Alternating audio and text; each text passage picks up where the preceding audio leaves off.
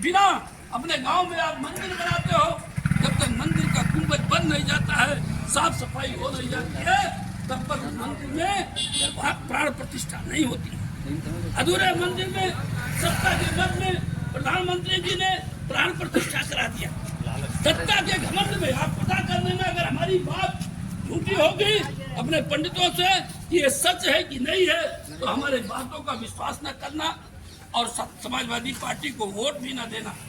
हम चैलेंज के साथ करेंगे, बातें अगर गलत हो हमारे वक्ताओं की मेरी आपसे अपील है। ये सिर्फ ये जल्दी बल्दी में सारे संतों ने कहा, जो हमारे पुरोहित हैं, धर्माचार्य हैं पूरे देश के, उन्होंने कहा कि चैत्र रामनवमी को तब तक मंदिर भी बन जाएगा और आप तब प्राण प्रतिष्ठा करें जिस दिन भगवान राम का जन्म है।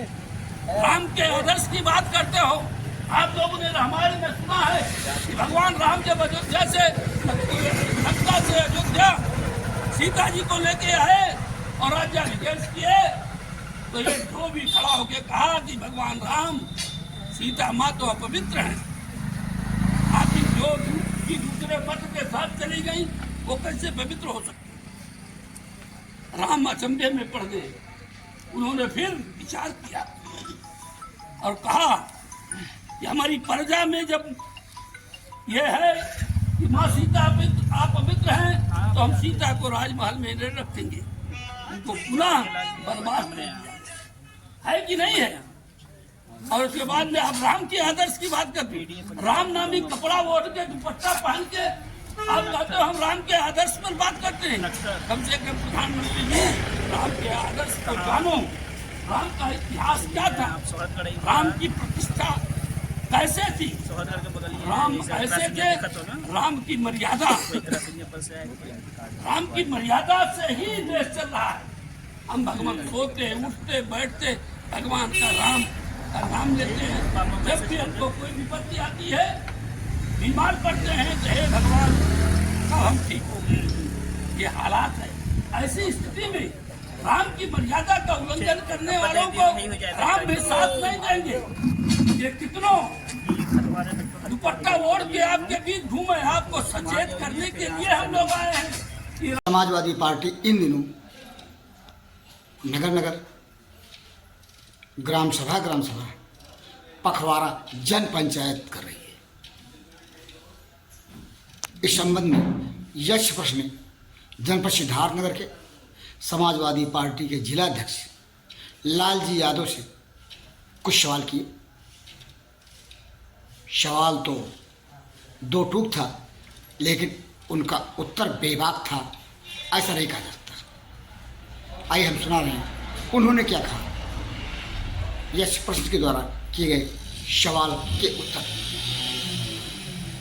अध्यक्ष जी, इस समय समाजवादी पार्टी ये जो जन पंचायत कर रही है जगह जगह, उसका उद्देश्य क्या है? उसका उद्देश्य है कि समाजवादी पार्टी की जो सरकार की 2012-17 और स्वर्गीय नेताजी माननीय मुलायम सिंह यादव की उपलब्धियां हैं, जनता के बीच में बताना, और भारतीय जनता पार्टी की केंद्र की सरकार तथा प्रदेश की सरकार, केंद्र की सरकार जो 10 साल करीब हो रहे हैं और प्रदेश की सरकार का 7वां साल चल रहा बीत गया, इसकी जो उपलब्धियां, झूठी उपलब्धियां जनता के बीच में बताकर गुमराह कर रहे हैं, और खासकर राम नाम का दुपट्टा ओढ़कर अपने जो चुनावी घोषणा पत्र न पूरा करने के वादे से मुकर गए हैं, उसको छिपाने के लिए जनता को गुमराह कर रहे हैं। पूरा 1 महीना भारतीय जनता पार्टी की सरकार अपने नेताओं के सहारे नहीं, ये जिले के पूरे प्रदेश के अधिकारियों के सहारे, खंड विकास अधिकारी के सहारे, प्रधान के सहारे, सेक्रेटरी के सहारे, तमाम अपने सरकार की झूठी उपलब्धियां जनता के बीच में बताकर और जो गरीब जनता को, दलित पिछड़े अल्पसंख्यकों को गुमराह कर रहे हैं, उसको सही बताने के लिए जगह जगह जन चौपाल लगाने का निर्देश माननीय अखिलेश यादव राष्ट्रीय अध्यक्ष समाजवादी पार्टी ने निर्देश दिया है कि हम अपने बूथ प्रभारी, सेक्टर प्रभारी, जोनल प्रभारी, जिला संगठन के पदाधिकारियों के साथ पूरे जनपद में रोज 10-10 पंचायतें हो रही हैं, 3-3 पंचायतें एक ही विधानसभाओं में हमारे जो प्रमुख नेता कर रहे हैं, और उसका आयोजन हमारी कमेटी विधानसभा की और जोनल प्रभारी सेक्टर प्रभारी कर रहे हैं। उसको बताकर इनका पर्दाफाश कर रहे हैं कि इनका चुनाव घोषणा पत्र 14 का, 19 का, 17 का, फिर 22 का झूठा निकला है। इसकी सच्चाई को हम जनता में उजागर करें। लोकसभा चुनाव वर्ष 2024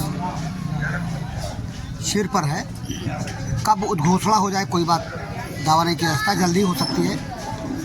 केंद्र सरकार जल्द ही चुनाव कराने की मंशा में है, ऐसा कहा जाता है। समाजवादी पार्टी की तरफ से डुमरियागंज लोकसभा के सांसद के रूप में प्रत्याशी, ये तो राष्ट्रीय पार्टी नेतृत्व का सवाल राष्ट्रीय नेतृत्व का। आप लोग राष्ट्रीय नेतृत्व में भटक जाते हैं। यहाँ का जो जमीन का नेता होता है, चुनाव में अगर पार्टी उसको जगह नहीं देती है, लड़ने के लिए स्थान नहीं देती है, तो इसके लिए दोषी और जिम्मेदार किसे समझेंगे आप?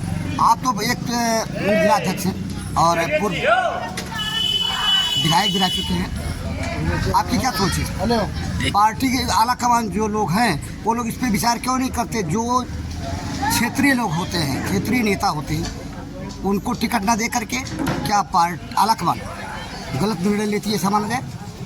देखिए, हमारे वहाँ करीब करीब सभी जगहों पर स्थानीय प्रत्याशी ही दिया गया है। सिर्फ आपके ये सोहरतगढ़ विधानसभा में गठबंधन के नाते, जब गठबंधन की जो मजबूरी कह लीजिए या गठबंधन का जो नेतृत्व का फैसला होता है, उसको हम लोग पालन करते हैं और पूरी ईमानदारी से गठबंधन के प्रत्याशी को हम लोग मदद किए। जो जबकि पिछले चुनाव में उग्रसेन सिंह उनसे कम वोट पाए, अब की बार उससे ज़्यादा वोट पाए। इस नाते हमारे सभी कार्यकर्ता, सभी नेता गठबंधन के प्रत्याशी में पक्ष में खड़े रहे। बाहरी उम्मीदवार होने के नाते हमारा थोड़ा बहुत नुकसान हुआ, ये सही है। अगर लोकल उम्मीदवार होता, उग्रसेन सिंह होते या कोई होता, अब नेतृत्व की जिम्मेदारी थी, नेतृत्व का निर्देश पर हम लोगों ने काम किया। लेकिन स्थानीय प्रत्याशी होता तो चुनाव जरूर जीतता 20,000। आप मानते हैं ना कि नेतृत्व की गलती थी? गलती नहीं थी के चुनाव में, फिर इसी बात को आप मानेंगे नहीं? जब सच्चाई स्वीकार नहीं करेंगे, सच्चाई स्वीकार कीजिए। नहीं, आप जैसे लोग, आप जिलाध्यक्ष हैं, आप जैसे लोगों की बहुत ही जिम्मेदारी पूर्ण भूमिका तब बन जाती है जब प्रयास किया देने की बात। प्रयास को हम लोगों ने किया। हम लोग उग्रसेन सिंह के पक्ष में प्रयास किए और स्थानीय दीजिए, चुनाव लड़ते हैं, जनता के बीच 500 साल रहते हैं, तो इनका प्रथम दायित्व बनता है। मैंने राष्ट्रीय नेतृत्व से कहा, हम खुद टिकट मांग रहे थे, जिला पार्टी का अध्यक्ष था, लेकिन नेतृत्व ने कहा कि थोड़ा भाई चुनाव सरकार बनाने के लिए कुछ त्याग करना पड़ता। त्याग किए? त्याग का फल क्या मिला? त्याग किया आप जैसे लोगों ने, त्याग का फल क्या मिला? मिलेगा कब? समय बीत जाने के बाद हाथ मल के पछताने के अलावा और क्या रास्ता रहता है? गठबंधन था तो गठबंधन की मजबूरी होती है। गठबंधन के बंधन में बंध करके और जो दुष्परिणाम सामने आया वो आप लोगों के सामने है। जनता को आप जवाब नहीं दे पाएंगे इस बात को लेकर। अध्यक्ष जी, बात को मानिए। जनता को, जो जनता आप जैसे लोगों को नेतृत्व दे करके नेता मानती है, यदि उसी को आला कमान हटा देते हैं, उन्हें टिकट नहीं दिया जाता, तो उसको क्या मानेंगे? इसको कहीं कहीं राष्ट्रीय नेतृत्व की भी वो रहता है, निर्णय लेने में कहीं चूक हो सकती है। अध्यक्ष जी, ऐसा फिर इस बार होने की संभावना है? लोकसभा चुनाव में ऐसा होगा तो आप क्या करेंगे? ये राष्ट्रीय नेतृत्व, फिर राष्ट्रीय नेतृत्व क्षेत्रीय नेतृत्व को क्यों नहीं मानती? हम संगठन के लोग अनुशासन में हैं, नेतृत्व का जो निर्णय होगा। लखनऊ या दिल्ली में बैठ करके राष्ट्रीय नेतृत्व जो फैसला लेता है, क्या क्षेत्रीय नेतृत्व के द्वारा दी गई रिपोर्ट को दरकिनार करके नहीं लिया जाता? अतः आप बताइए, तो कभी कभी हो जाता है, कभी कभी। इस बार फिर होने जा रहा है ऐसा, लोकसभा चुनाव में ऐसी संभावना है। कभी कभी नहीं, इस बार फिर होने की संभावना है। आप क्या कहेंगे? सोहरतगढ़ का दुर्भाग्य नहीं, मैं ये कह रहा हूँ अध्यक्ष जी, सुनिए, मैं ये कह रहा हूँ डुमरियागंज संसदीय क्षेत्र का दुर्भाग्य होने जा रहा है। आप क्या कहेंगे? समाजवादी पार्टी दुर्भाग्य ये नहीं है। डुमरियागंज संसदीय क्षेत्र का देखिएगा, आपकी बार स्थानीय प्रत्याशी कोई भी लड़ेगा समाजवादी पार्टी के बारे में। आपका दावा है? हम दावा कर सकते हैं कि क्षेत्रीय आदमी ही लड़ेगा, इसी जनपद का लड़ेगा। आपने अपने संबोधन में कहा कि आगामी लोकसभा का चुनाव जो है संविधान बचाने का चुनाव है। हाँ। इसको लेकर आप किस नजरिए से देखते हैं? क्या भारतीय जनता पार्टी की सरकार में संविधान खतरे में है? हाँ, संविधान खतरे में है। आप देखिए, सरकारी संस्थान जो है कांग्रेस गवर्नमेंट स्वर्गीय इंदिरा गांधी ने सरकारी प्राइवेट संस्थान को सरकारीकरण किया था और भारतीय जनता पार्टी की सरकार प्राइवेटीकरण कर रही है, रेलवे बेच रही है, तमाम अडानी कंपनी को दे रही है। तो प्राइवेटीकरण नहीं है, ये संविधान के साथ खिलवाड़ है कि नहीं? बाबा साहब भीमराव अम्बेडकर ने संविधान के माध्यम से दलितों को नौकरियों में आरक्षण दिया। आज जिस दलित के पास पढ़ लिख के घूम रहा, एक मंडी खेत नहीं है, एक बिस्सा खेत है, 10 बिस्सा खेत है, और नौजवान अगर प्राइवेट करण की तरफ सारे संस्थान चले गए, अब SBI भी प्राइवेट की तरफ जा रही है, प्रयास सरकार कर रही है, तो संविधान के विरोधी काम नहीं कर रही भारतीय जनता पार्टी। अध्यक्ष जी, एक सवाल और, ये जो जन पखवाड़ा आप लोग मना रहे हैं जनता के बीच आकर के, इसकी जरूरत क्या पड़ी?